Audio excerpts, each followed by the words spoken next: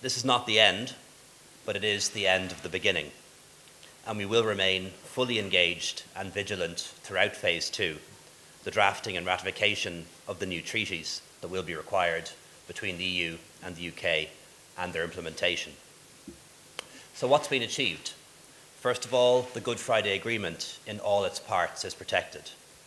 Secondly, everyone born in Northern Ireland will continue to have the right to Irish and therefore EU citizenship.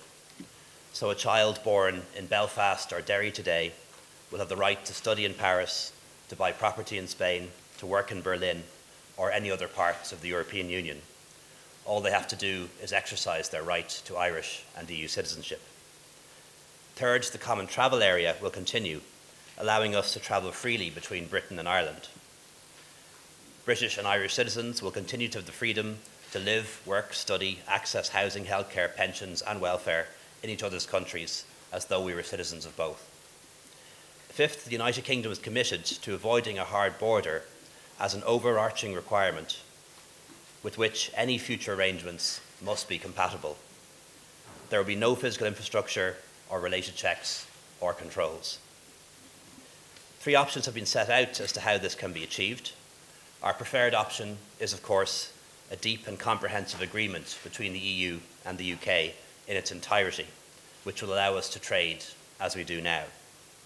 However, that might not be possible, so there is a backstop arrangement in place, in which Northern Ireland and perhaps all of the United Kingdom will maintain full alignment with the rules of the internal market and customs union, which are relevant to the avoidance of a border, North-South cooperation and the all-island economy.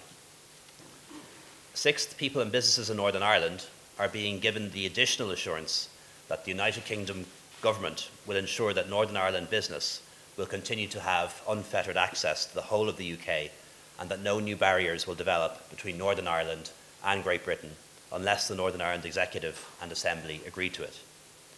Northern Ireland and Great Britain will not drift apart.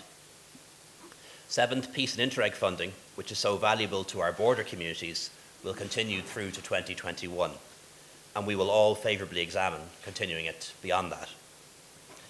Eighth, the United Kingdom has committed to ensuring that in Northern Ireland there is no diminution of the human rights, safeguards and equality of opportunity that's set out in European law. And finally, there will continue to be a distinct strand on Ireland in the Phase 2 of these negotiations.